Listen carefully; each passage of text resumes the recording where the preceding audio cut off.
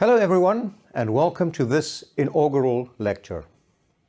In previous years, we all would have been together on campus for this event, but like last year, most of us have to get together virtually. If initially we thought that getting through this pandemic was going to be a sprint, we quickly came to realize that we are running a marathon, and now it has morphed into an ultra-marathon. But thankfully, we have been able to innovate, and by this stage, this new virtual reality where we see each other on screens has, to a certain extent, become the new normal. Regardless of the method of delivery, an inaugural lecture is cause for celebration and a huge milestone in an academic's professional life.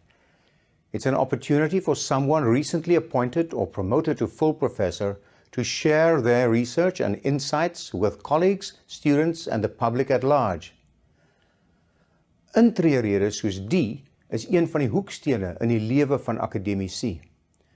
Dit bied aan gerespekteerde kenners in hul veld die geleentheid om openlik kennis te deel, iets wat sedert die ontstaan van universiteite nog altyd deel was van die akademiese projek. And the plus side of this lecture being virtual is that its content can be shared and seen by a very large audience and educating generations to come. This quote by the biologist Thomas Huxley speaks to the quest of universities today. The medieval university looked backwards. It professed to be a storehouse of old knowledge.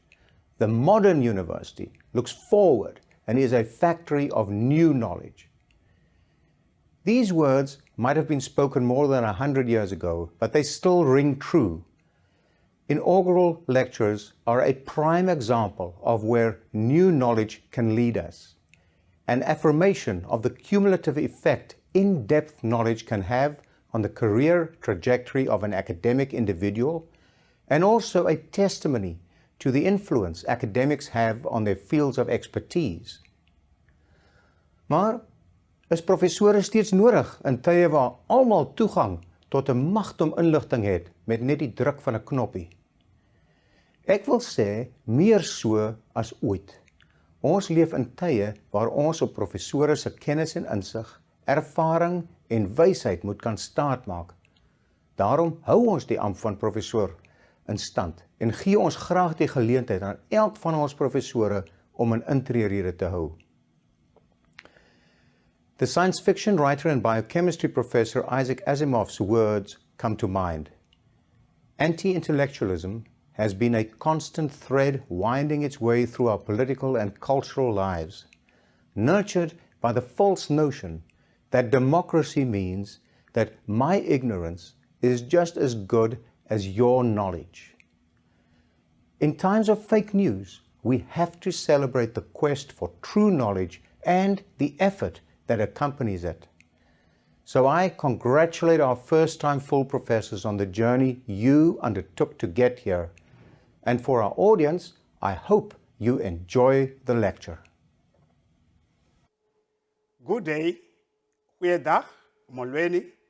I'm Brungeni Madiba, Dean of Faculty of Education. I'm here to welcome you all to Professor Michael Lecodia's inaugural lecture. A special word of welcome to Professor Lecodia's family and friends. It is quite an honor for me to introduce Professor Lecodia, who is a professor of curriculum studies in the Department of Curriculum Studies. Professor Lecodia is one of the leading scholars in curriculum studies. Over the years, Professor Lecodia has made an outstanding contribution in research on curriculum studies with special focus on learners' reading skills, language in education, language policies, and curriculum studies in basic education. Professor Lecodia is a NRF-rated researcher who came from a humble background. As a young boy, he grew up under apartheid. His school career had a humble beginning at the Paul Gedenk Church School in Wellington. He matriculated at Bergrivier High School as a member of the class of 76. He continued his studies at the University of the Western Cape in the late 70s and early 80s. There he studied education, Afrikaans, psychology, philosophy, and isiXhosa.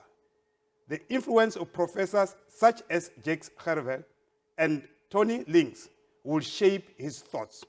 Soon he was involved with the Black consciousness movement against apartheid, a struggle he fought through Afrikaans.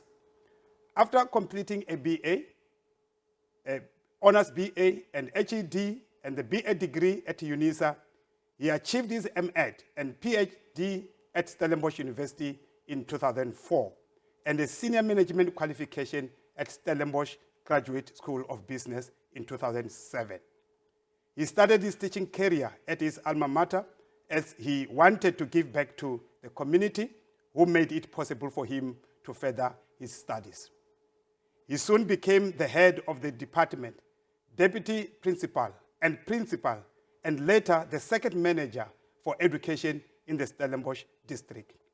Professor Cordeur is the author, co-author, editor of 30 books on Afrikaans home and additional language and life orientation. At the higher education level, he was involved with the writing of books on curriculum studies, Afrikaans pedagogy, and a guide for beginners researchers. Other books dealt with his passion for the heritage of his people and their contribution to democracy. This includes the Wellingtonse Klopse, 100 jaar se ontvertelde stories, 2013, Ons Kom van Ver, which was published in 2016, Hala Hala se de Afrika, which was published in 2019, Dave Samai, the Kampion van die Struggle, and Dave Samai, the People's Champion. His latest book, COVID, Onderwijs en Ongelijkheid, COVID, Education and the Big Divide, is available in English and Afrikaans and will be launched in December. With regards to his social impact, he served in various leadership positions. He was chair of the Western Cape Language Committee for 2 consecutive terms. Currently, he served on the board of trustees of the Nationale Het Jan Marais Fonds. He chairs the board of trustees of SU Het Jan Marais Fonds and is the deputy chair of the Stichting vir Bemagtiging deur Afrikaans. Internationally, he is a member of the Internationale Centrum voor het Afrikaans at Ghent University and a member of the International Association for L1 Language. Professor Cordeur is a regular columnist and commentator for various media houses. He has published more than 350 opinion pieces for which he received a Stellenbosch University Media Thought Leader Awards in 2018 and 2019.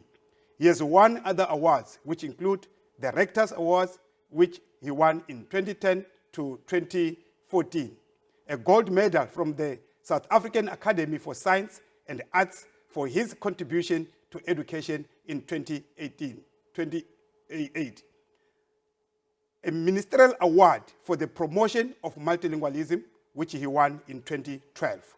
Stellenbosch University Chancellor's Award for Social Impact, which he won in 2014.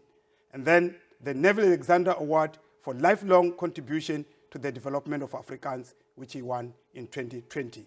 So without much ado, I will now hand over to Professor Cordeur to deliver his inaugural lecture. Goeienaand, dames en heren, vrienden, collega's, familie. Baie welkom by hierdie intree-lesing van my.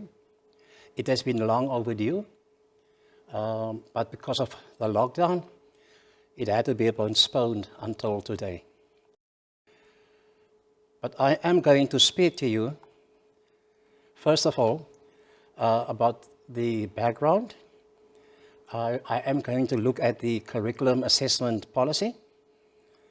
Then I will be looking at the school environment and about unequal education. I will talk about South Africa's place in the world of education, and of course, what are the perceived outcomes of the SA curriculum. I am going to argue that we will have to rethink education, and instead of asking what curriculum We should rather ask what skills. In conclusion, I will be talking about bridging this gap with effective solutions, and I will also make some recommendations. Ek wil begin deur dankie te sê vir die mense wat my gehelp het om te kom tot waar ek vandag is. Eerstens wil ek dankie sê aan my ouers. My pa Michael, senior, my ma Sylvia. Baie dankie vir julle voorbeeld. Ek weet, julle twee is van jaar 64 jaar saam. En vir hierdie tyd het julle vir ons as 'n gesin 'n baie mooi voorbeeld gestel, vir ons gemotiveer en 'n passie vir die taal en die onderwys by ons gekweek. Aan julle sê ek baie dankie. Dan die familie, susters en broers, ook die skoonfamilie, en ja, ons mis vandag vir Joachim. Vir diegene wat steeds dink dat COVID is nie 'n ernstige saak nie, wees bewus van die feit dat ons vandag vir Joachim is. Dankie aan my onderwysers, al die vriende en die gemeenskap. Ek is 'n produk van 'n bepaalde gemeenskap. En ek wil vandag aan daai gemeenskap sê baie dankie vir julle ondersteuning en vir julle leiding. Nader aan die huis wil ek dankie sê aan my dogter Mishke, my seun en Stef. Ek was altyd daar vir julle nie, ek het soms veel afgeskeep, ek weet. Maar dankie dat julle verstaan het. Dankie vir al dat julle soms daai klas was, op wie ek my lesings kon uittoets. Julle was toch so 'n goeie klas gewees. En ek sou nie vandag hier kon wees sonder die ondersteuning van jou, Sonja. Jy is vir my meer as 'n eggenoot, jy is my beste vriend, jy is my geesgenoot, jy is my klankbord. Daar is soveel lesse wat jy eers in jou klas gaan uittoets het, voor ek het in boeke opgeneem het. Dankie dat jy net daar was en vir my al die pad tot hier ondersteun het. Daar sal later vandaan nog bedankings gedoen word, maar ek volstaan vir eers hiermee. In the beginning, I would like to invite all of you into my garden. And I want to show you a system that has been working in my garden for more than 30 years. It's a system with many natural enemies. So if you are a chrysanthemum grower, you have to sacrifice a lot because these plants are being attacked by many natural enemies. So you have to take preventative steps every day. Sometimes it has been attacked by fungi that will weaken the plant from inside, and it can even destroy the plant. It all starts with a healthy root system, because without a good root system, there is no growth. And with a particular good root system, eventually it will grow into big and strong plants with all the potential to deliver beautiful plants and beautiful flowers. It's the same with education. Education is a system, but we need to ask the question here today, does the curriculum give access, equal access to all? Has the curriculum improved the quality of life of all the learners in this country? An international report just published is cause for great concern. According to that report, our education system is still very much divided. The quality education is limited to Model C schools and private schools. There is just so much challenges, and it can indeed weaken the system from within. And if we don't take care, it can destroy the system from within. So an intervention program is required because our education system is indeed in the ICU. Our school environment is broken and unequal. Today I'm asking the question, did the curriculum eradicate the divisions of the past? The quality of education, according to that report, in poor communities is actually shocking. 86% of public schools don't have any laboratories. So they have no vision of mastering the fourth industrial revolution. Almost 240 schools have no electricity. It's no use taking computers there. Almost 3,000 schools still use pit toilets, an indictment to the humanity of those learners and teachers. 700,000 learners walk long distances to school. Some have to cross rivers. Girls are being raped. Boys are being shot at on their way to school. 10,000 schools have no sport facilities. And then it's no wonder that we only managed to win 3 medals at the recent Olympics. 1,800 schools never had a library, which is why we have a reading problem in this country. Ladies and gentlemen, the environment is just not conducive to quality of education. The buildings are in a poor state. And in some places, like in Mpumalanga, some of our children still go to school under the trees. And only 1 out of 4 schools have enough books for their children. So yes, the school environment is broken and unequal. I'm concerned as well about teacher wellness. Education is supposed to promote knowledge and happiness. But the curriculum in its current form seeks only to produce good workers to the state, without the employer looking after their well-being. Teachers are suffering from burnout and were physically and mentally exhausted after the third wave. Many teachers need trauma counseling before they can return to school. CAPS saps all the energy. Many teachers fell ill, and teacher absenteeism reached an all-time high. In fact, learners have cited teacher absenteeism as one of the stumbling blocks in their quest to catch up. And then the minister wanted to cancel the October holiday, while teachers worked tirelessly to complete the curriculum.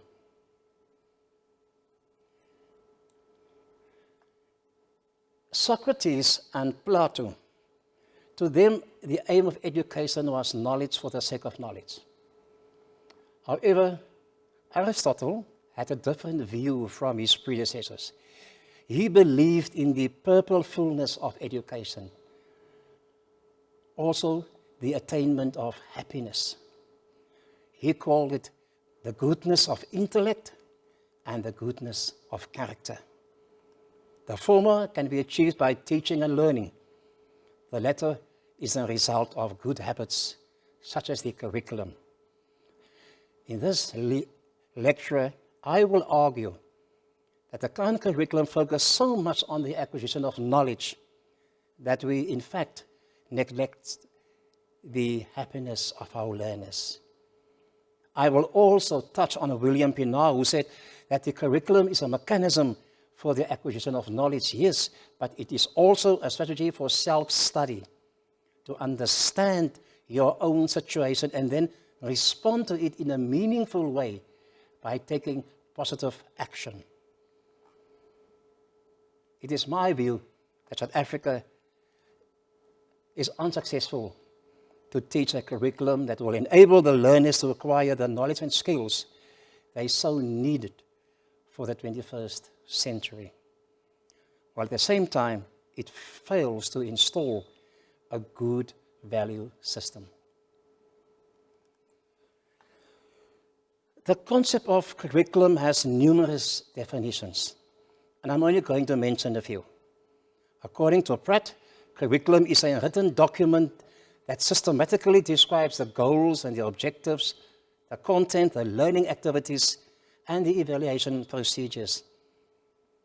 Ditto with Schubert.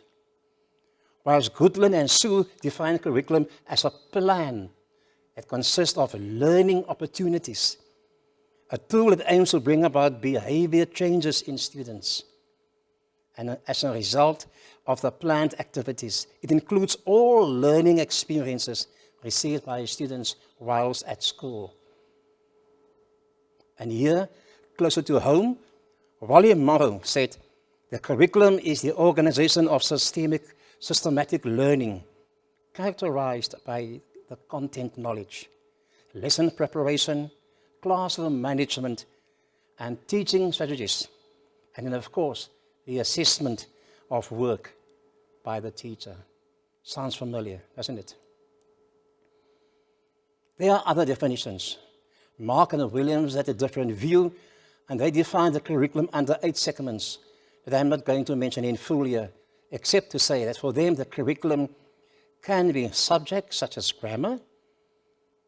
It is all planned learnings, all the experiences, everything that constructs from working with a computer, and even the questioning of authority. Yes, to them, curriculum is all experiences learners have in the course of living. To sum up, a curriculum is all of the above, all experiences that any individual has in their course of living, if one bear in mind that learning today is regarded as a lifelong experience. Now that we know what the curriculum is, let us look at the position of the state. And for that, I'm going to go to the Constitution.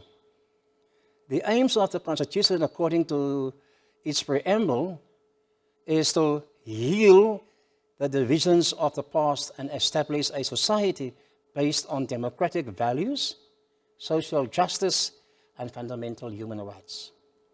Secondly, to improve the quality of life of all citizens and free the potential of each person. The people of Kayamandi will have to say something about that. The aim of the Constitution is to lay the foundations for a democratic and an open society in which government is based on the will of the people and every citizen is equally protected by law. And it built a united and a democratic South Africa able to take its rightful place as a sovereign state in the family of nations.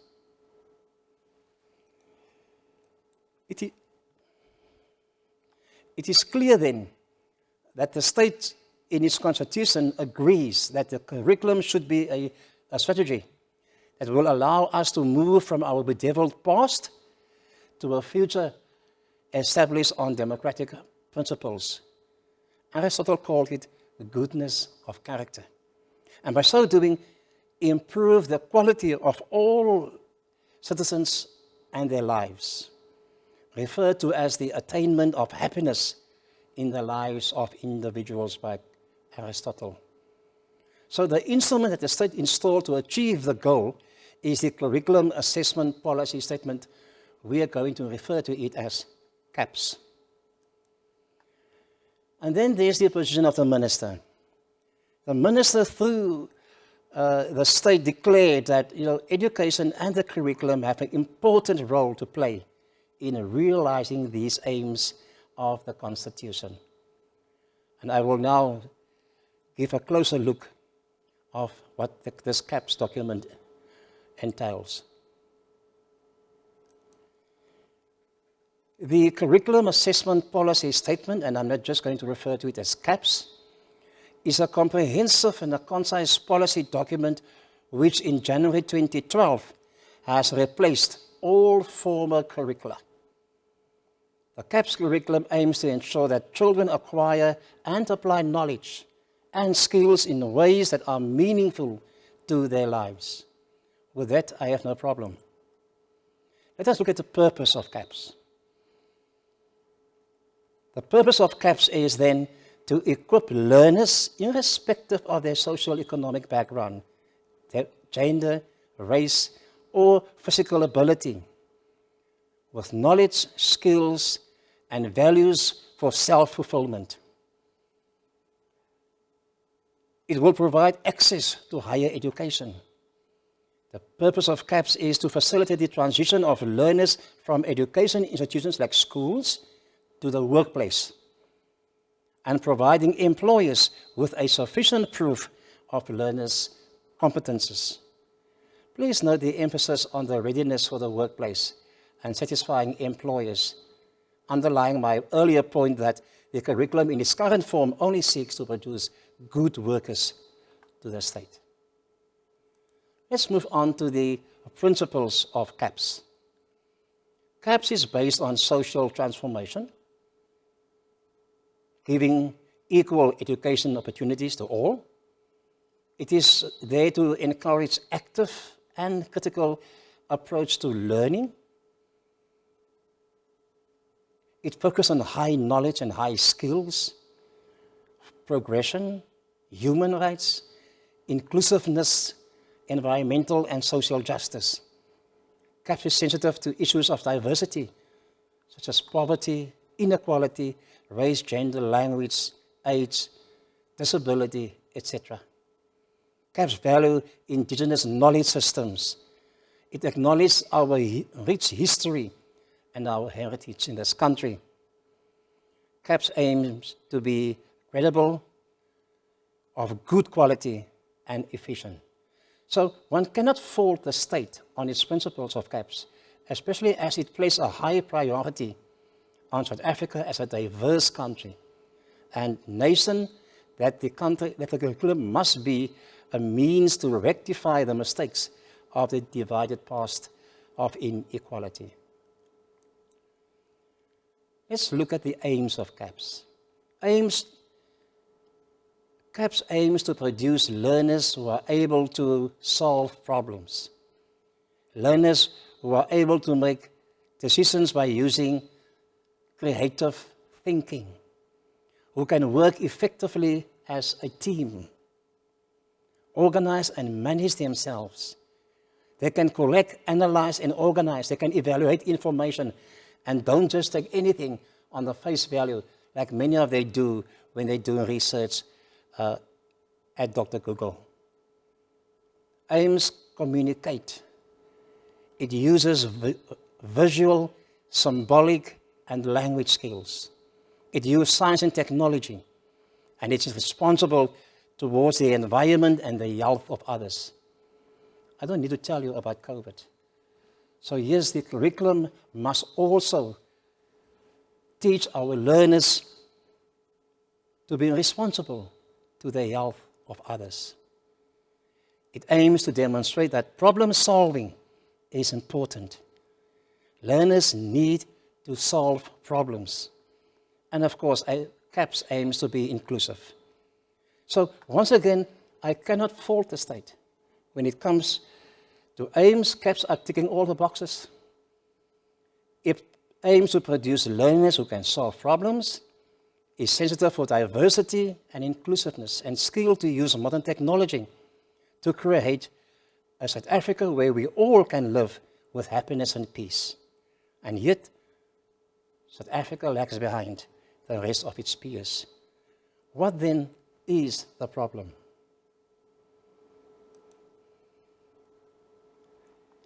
The question is, has CAPS indeed made any improvements? There are many challenges in education, but in answering this question, let us discuss for a while South Africa's literacy level if you compare it with the rest of the developing world. Now, according to the Progress in International Reading and Literacy Study, PEARLS, assessments show that South Africa was the lowest performing country of 50 countries. Our learners in grades 1 and 3 struggle to formulate answers to comprehension questions. The intermediate phase learners are faring just as poorly. Only 1 in 5 learners in grade 4 can read with comprehension. The results of the terms test confirm this. We are facing a major literacy crisis in this country. And so we need a fundamental mind shift in our reading culture at school. From a curriculum point of view, it is evident that reading must become an integral part of the school curriculum and not just in the foundation phase. Let us look at this Here you can see that South Africa performed the worst of countries, and that includes countries such as Egypt, Morocco, and Kuwait, Iran, with Denmark leading. The pandemic has confirmed that there are great inequalities in our education system. And it is evident also in the absence of a reading culture. Teachers had to switch to online tuition, to Zoom lectures, and to Google Classrooms almost overnight. But unfortunately, only a small group of schools could continue with online classes. For the majority, it was not possible because of the social distancing and because of the crowded classrooms. So learners had to rotate. Especially foundation-phase learners could not attend schools regularly, which is essential to learn to read and to write effectively. The result? Today we have a group of learners in grade 2 who can hardly read or write. That calls for adjustment to the curriculum urgently for them to catch up. We need to read more to our learners. People like Sipokasi and Matlinkosi read to children from her latest book, and we all should follow her example. Let's look at the Matric results. I have drawn up this report on the 2020 Matric results. And if we ever doubted the inequality in South African schools, it was cleared by the Matric results of 2020. Because if you look at this, you would see that, for instance, the impact of COVID on Matric results for a province such as the Northwest was enormous. Whilst in the Western Cape, there was almost no impact on the Matric results. Very little, in fact. So what are we learning from the Matric results? Given the intensity of the COVID-19 pandemic, and taking into account that some Matric learners missed school for more than a term, 4 aspects stand out for me. 1, there's a marked difference in the impact of the pandemic on private schools versus state schools. Money speaks. The impact of the pandemic on the results of government schools depends on what school you are attending. Former middle schools are quite okay, whilst poor schools are actually struggling just to survive. Number 3, mother tongue education has a huge impact on the performance of learners. Those learners with Afrikaans and English as their home language are outperforming all the other learnings. Lastly, poverty still plays a role in the results. The top 7 districts were all in or around the 3 big cities in South Africa: Tshwane, Johannesburg, and Cape Town.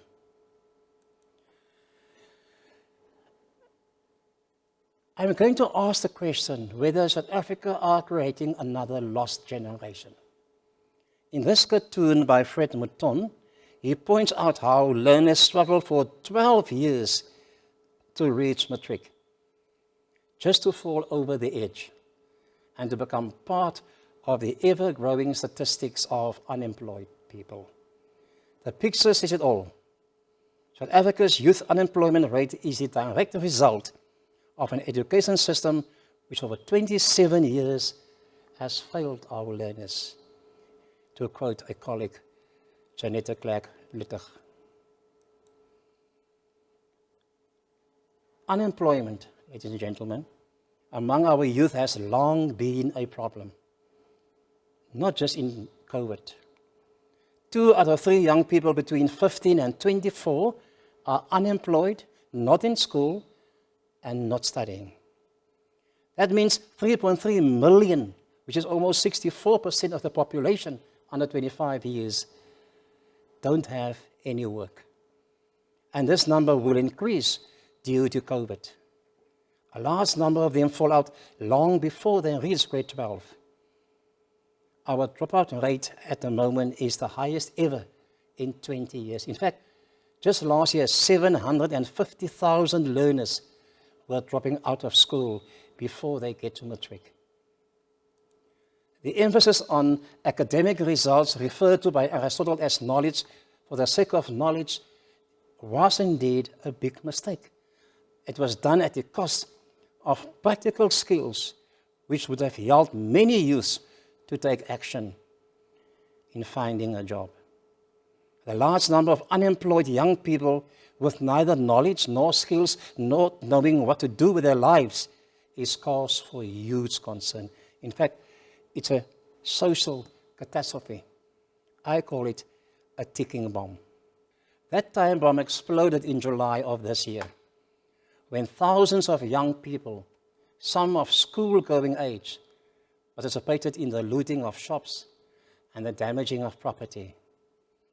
This in sharp contrast with Bernard's theory that the curriculum is a strategy for self-study, enabling individuals to understand their situations and to improve on it by taking positive action.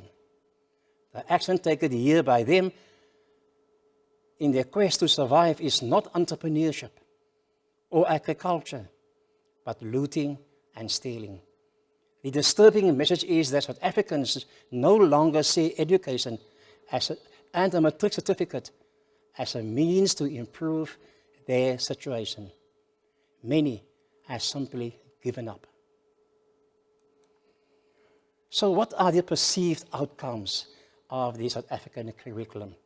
If you were going to ask somebody off the street and ask him or her, what are your perceptions of the South African education system? Let us listen to the next video insert from Millionaire Steps on TikTok. In the school system, they don't want us to learn about money because they just want to pump out good employees that do what they're told. I mean, if you look at school, it's opposite of what it takes to be successful in real life. Don't make a mistake. Do as you're told. Take tests by yourself. Don't cooperate. Do it by yourself. Do it on your own. And the last thing was, oh, there's only one right answer. No, there's tons of answers to a problem. So you come out of school scared to death of making a mistake. You do everything on your own. You don't cooperate. There's no synergy. There's no brainstorming. And there's only one right answer. Everybody wants to get the right answer. There's no one right answer. So I think people come out of school paralyzed. I think the school system is criminal in that it kills a child's spirit of learning. You know, a child goes into school all excited about, yeah, I'm going to learn and it's going to be great. And then the teacher says, sit down and shut up. Don't talk. We don't care what you're interested in. Instead of promoting teamwork, there's no synergy. Learners are told, do it yourself. They are taught there's only one right answer, whilst there are actually many, many answers to a particular problem. Everyone is only looking for the memo, the right answer, which is why we are failing in the boardroom. People come out of school paralyzed. And then she concludes, the school system is criminal. It kills a child's spirit. The fact of the matter is we are not producing thinkers. We live in a world where knowledge or facts is no longer important. What is important is that learners must think for themselves. They must adapt to the new education by promoting critical thinking and learning and skills for the fourth industrial revolution. There is still too much coaching being done and not enough critical thinking. Preparation for exams will become less important. We are actually saying to children, stop thinking. Do as you are told.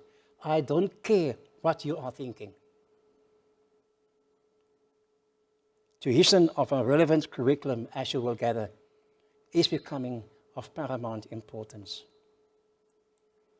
So what does this all say about CAPS? Now, my own research with my PhD student Anine Schulz showed that the general feeling is that CAPS is too content-heavy. The abundance of content comes at a cost, mainly a lack of comprehension. They say to me, there's no time for consolidation. And this is one of the biggest issues with CAPS, that people jump from subjects to topic to topic. There's just no time for remediation. Much of this detail can easily be cut, as was the case during the COVID time. We must focus more on literacy and numeracy. Textbooks are not compatible, and learners cannot identify with the themes in the textbooks. Text, they say, is just too prescriptive. It has taken away any professional initiative teachers may have had. Teachers are unable to slow the pace down if needed, to recap if learners struggle. And it's about time that we must give back to teachers that autonomy so that they can decide when it's time to stop and to recap. Learners are over-assessed. Tests are not the best way to gauge a child's progress. We are just giving too much tests, and there's not enough time for teaching. CAPS can only work with trained teachers, small classes, and well-equipped libraries, and none of that is in place in our education system. I participated recently in a radio program when we were talking about CAPS. And one caller said, CAPS is killing a teacher's passion. When I asked her what she meant, she says, I'm tired of parents phoning me in tears about their child's progress. I am tired of hearing of children as young as 7 diagnosed with anxiety and stress-related disorders. I'm tired of parents sending their children to me for scholastic assessment when there is actually nothing wrong with the kid. I'm tired of parents complaining about the mountains of homework that their children is receiving. Mariana Kutzer, who's actually an education psychologist. So what lessons have we learned from the 2020 school year, and what is the impact thereof on the curriculum? I will cite 3 aspects. 1, COVID-19 is part of the new normal. Wearing a mask and sanitizing hands are still going to be with us for a long time. We should adapt the curriculum accordingly. Health education is going to become very important. 2, online classes are here to stay. Even if it is only a modest beginning, such as WhatsApp groups, technology and online teaching must become part of the school's curriculum. Thirdly, the government cannot do everything for us. There is just not enough money. Schools must act accordingly. Start doing things for ourselves. Entrepreneurship and agriculture must take an important space in the school curriculum. Gardens will have to fill up the empty spaces on the school grounds. Learners are taught that food security starts with their curriculum in class. Here's an example of a school just down the road in Kulanov, where the whole community came together to build these toilets for the learners at this primary school. And they showed us what can be done with good leadership and if people cooperate and work together. We need more of this in our society going forward. South Africa comes from a divided past. I don't have to tell you that. Mistakes were made. Mistakes were supposed to be rectified by a new democratic dispensation. The problems I have listed so far testify to incompetence and poor planning by officials and politicians who have actually robbed learners of a future due to a SA education system that don't provide quality education to all learners. In fact, according to the Amnesty report, in 75% of our schools, the quality of education don't open any doors to any kind of work, despite the fact that education is getting the largest share of the budget. Countries similar to ours achieve more success with much less money. more and more people turn to survival mode. Just think for a while how many people are standing at the post office every single day. Survival mode. As we are failing to provide a platform for economic growth. In fact, Moody's moved South Africa down to junk status. Huge economic challenges such as Eskom, and do I need to tell you about load shedding, are facing us. Our inability to combat crime and corruption, a lack of service delivery, and poverty create a somber atmosphere in South Africa which has become vastly divided. It is no surprise, therefore, that the outstanding characteristic of the recent elections was the stay away vote. In a country where people fought so long for the right to vote, this came as a shock. The resurrection of the South African dream can only start with the youth, those who are at school, who are supposed to be at school. But it will require a relevant curriculum that will allow us to secure jobs that can put our country back on track. And that is what I will be speaking about in the next few minutes. The next 2 decades promise a full-scale revolution in our working lives. We are already living in an age of robots. The World Economic Forum foresees 4 significant changes. 1, there won't be a shortage of jobs, but if we don't take the right action, like taking the right curriculum, a shortage of skilled talent will occur to fill those jobs. Working from home will become the norm, and it will provide people the freedom to live wherever they want. And employers will compete to attract a new mobile labor force. The majority of the workplace will freelance by 2027. Technological change will keep increasing, so learning new skills will be an ongoing necessity throughout your life. It is worthy to note that in 2018, the global unemployment level fell to 5.2%, the lowest in 38 years.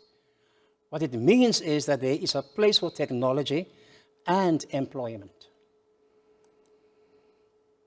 South Africa's economy was already in the midst of a recession in early 2020 when we were hit by COVID-19. In a country where 20% of the population is living in poverty, the damage inflicted by 2020 resulted in food insecurity and a significant job loss. Now here's the sad news.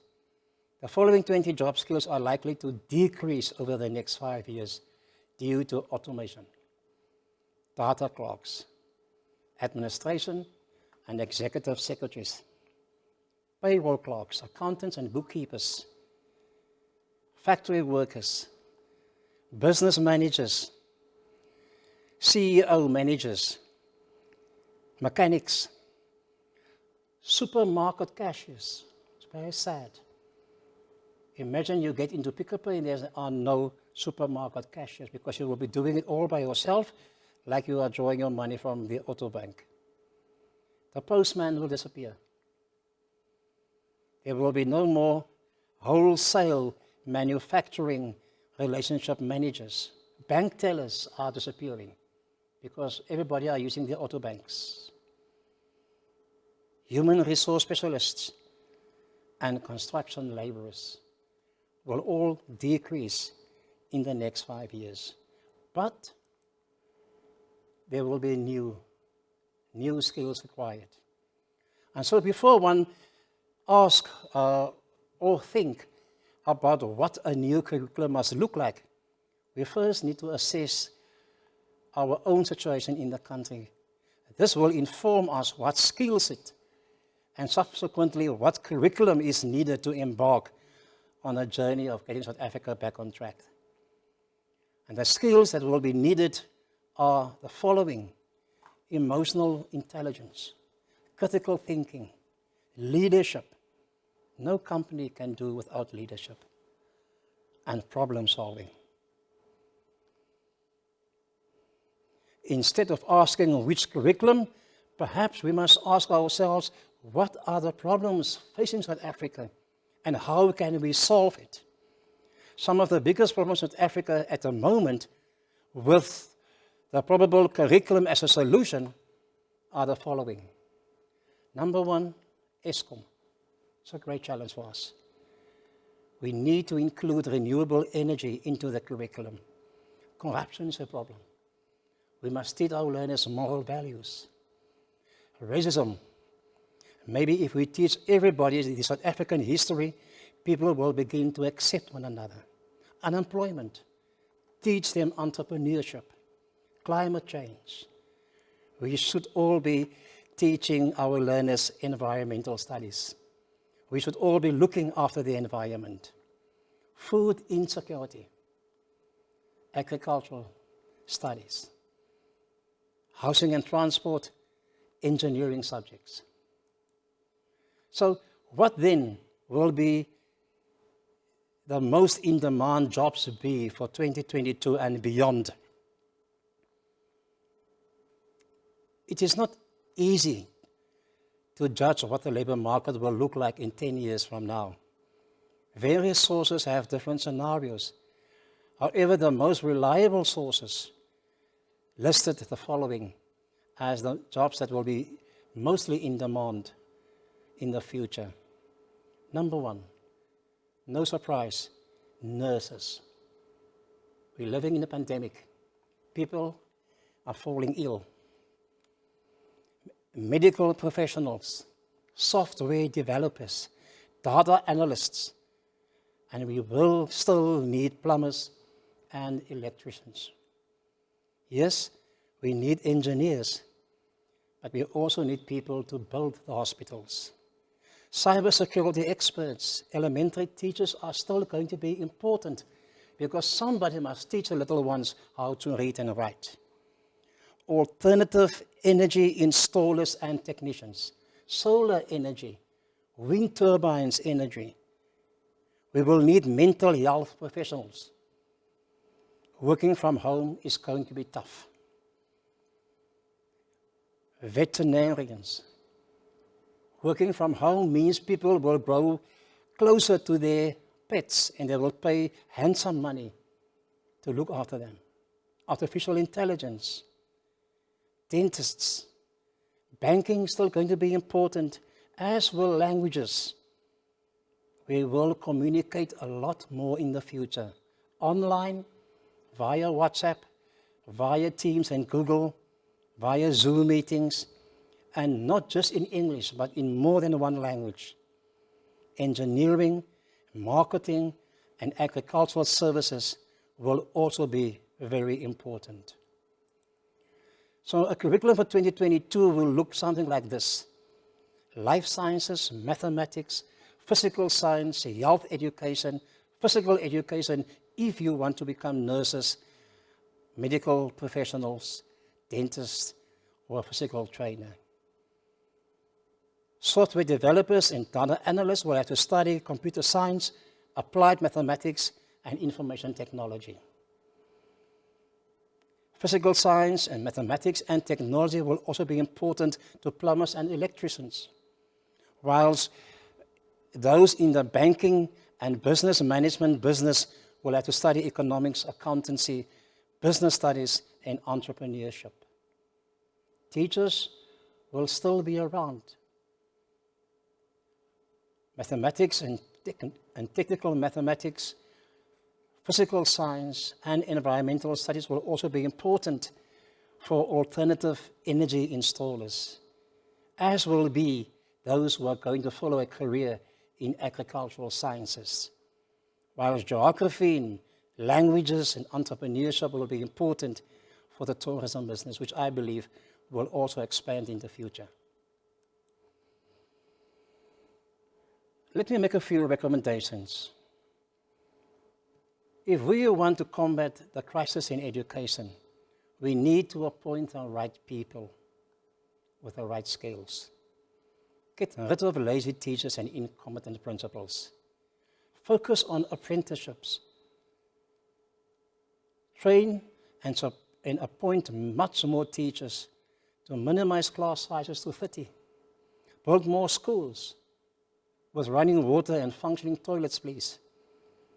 Make use of experienced teachers to revise the CAPS curriculum, because currently CAPS does not work for South Africa. We should pay more attention to learners with learning problems, because they are adding to the huge dropout rate. Reduce the overwhelming administrative work of teachers. Teachers should teach.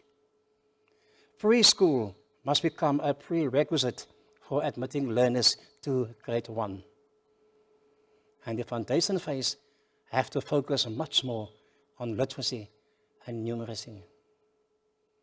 It is therefore gratifying to hear that the Minister of Basic Education has announced strategic priorities to reconstruct the education sector battered by COVID. It involves technology training for teachers and effective accountability systems for school principals. Of great importance is that disadvantaged learners will get access to subjects like engineering and computer technology. This is a step forward.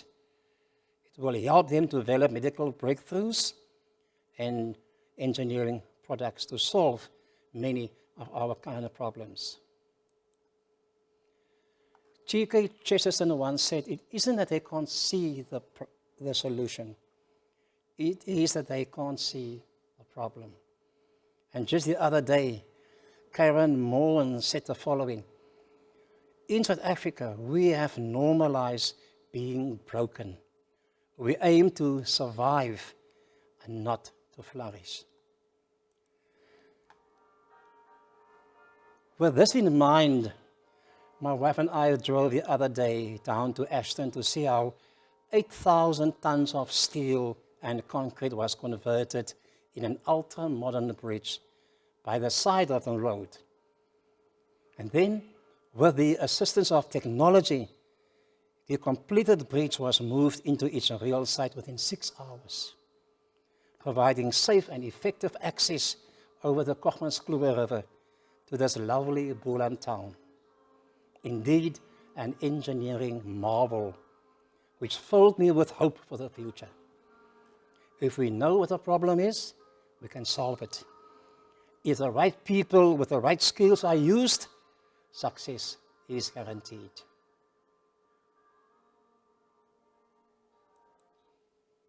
Aristotle once said, excellence is not a single need, it's a way of life. So if we want to change the system, we must change the way of lives of our kids. I can go on about the problems in our education system and the lack of effective curriculum forever. But what we really have to talk about is solutions.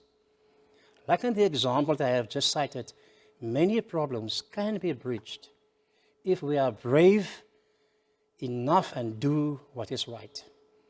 If we are honest with ourselves and acknowledge the mistakes that have been made and are still being made. Because if we don't, more children will drop out. Some will never achieve a qualification and never have a job. The vicious cycle of unequal education and unemployment will continue. So this is not an option. If we really want to bridge the gap, we need to change our children's way of life. And that we can only do if we teach them the right curriculum. More than ever before, we need a relevant curriculum that will equip our youth with skills for the 21st century. Then our learners will begin to blossom. Like healthy chrysanthemums, they will grow strong and beautiful, and they will flourish to become champions in their own right. They will be the bridge giving access to a new future, a season of hope for all South Africans. Ladies and gentlemen, I thank you. Baie dankie en kose kakulu. Good evening, everyone, and thank you for attending this inaugural lecture of Professor Michael Cordeur.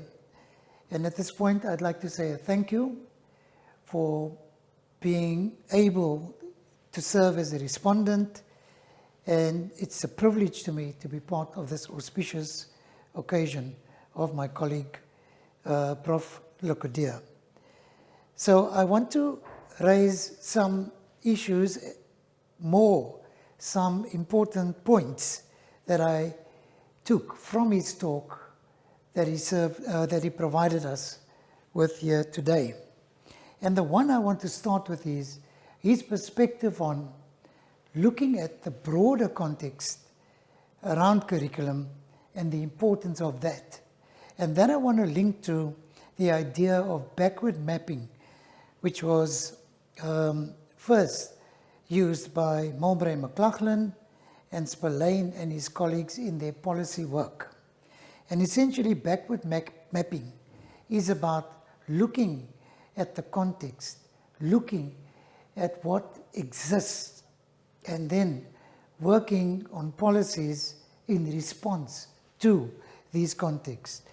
And I think in essence, what Professor Cordeur has distilled in his talk today is the idea that backward mapping is an essential method or technique that we need to use in policymaking, and in a sense, he has highlighted that maybe we have not used the idea of backward mapping, where the context really provides the point of departure for policy development. And when I refer to policy development, I'm talking about curriculum policy, which is an important topic in his talk. Secondly, I think what's also highlighted by Prof. Cordeur is the rhetoric-reality gap that we have in South Africa.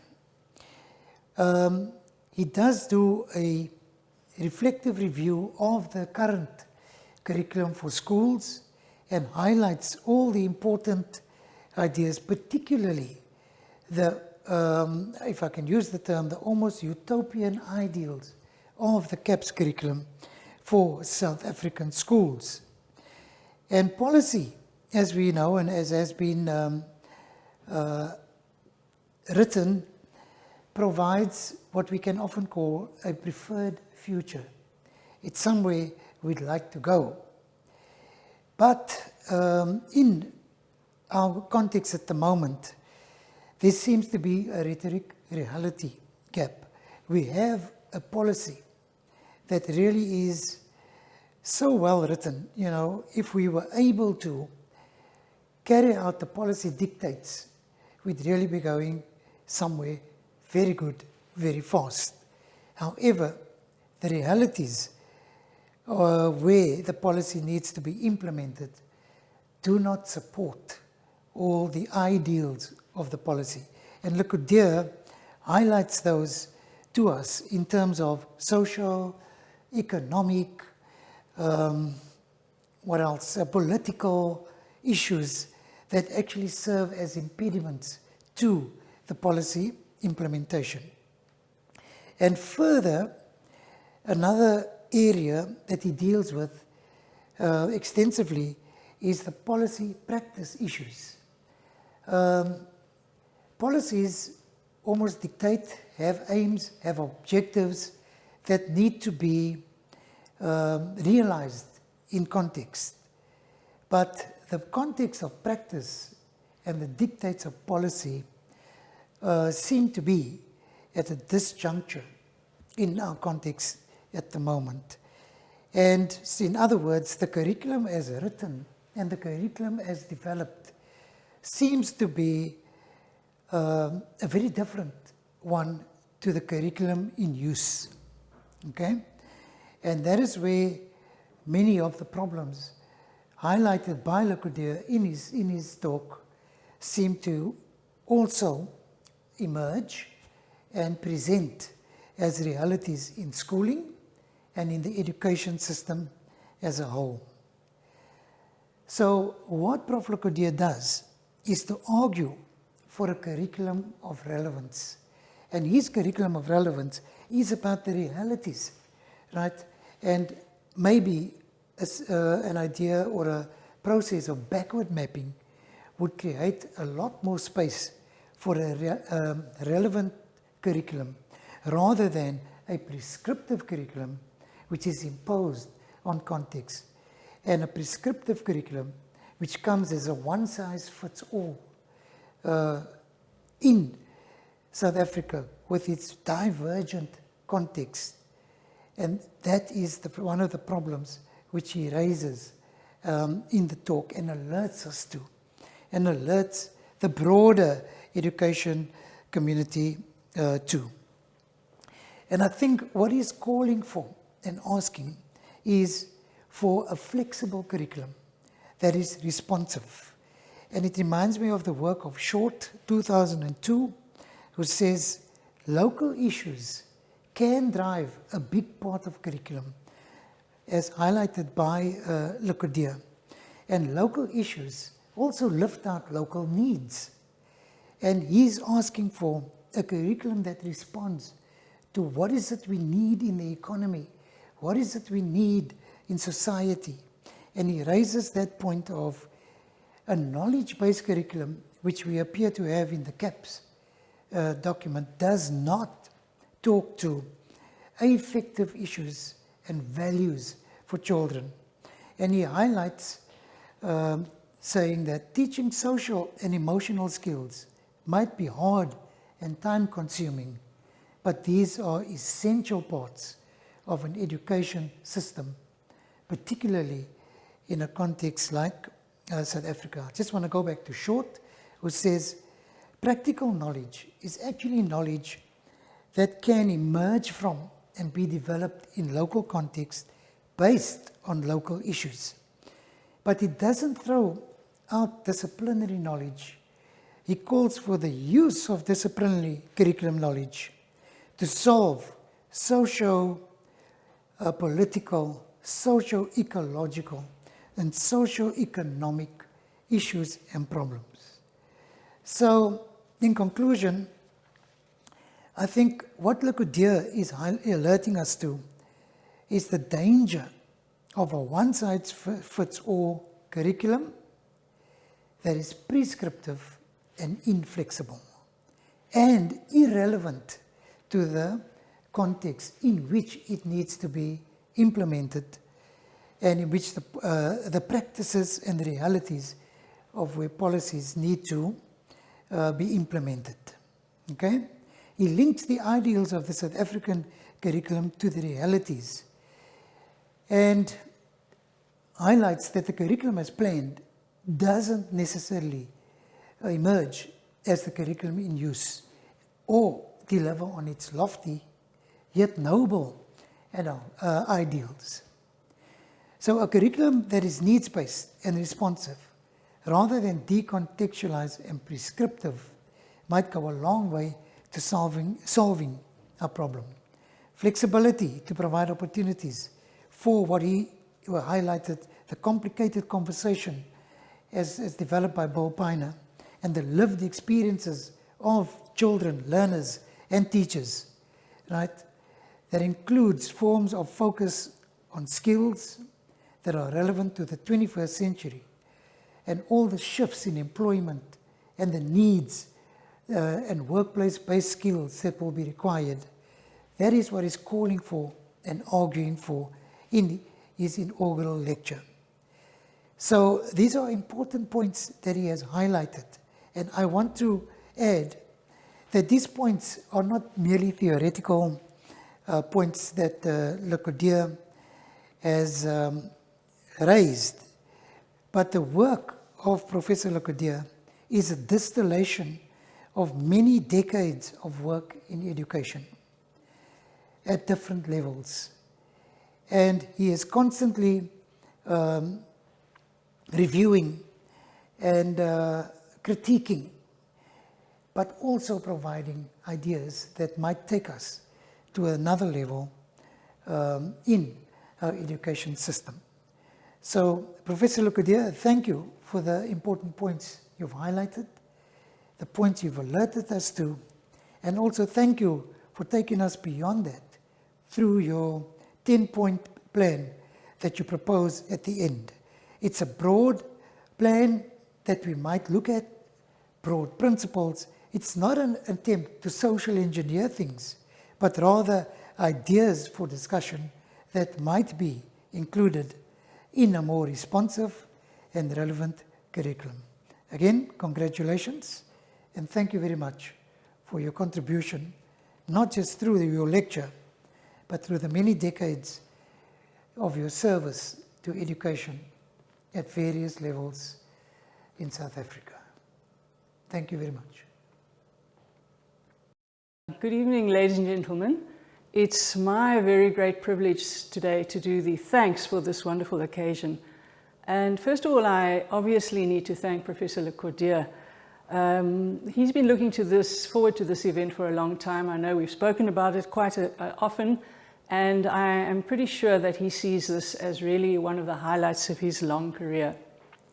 So first of all, then to Professor Cordeur, to Michael, thank you so much for being here today, and thank you so much for sharing your wisdom with us today. We truly appreciate that, as well as your general contribution.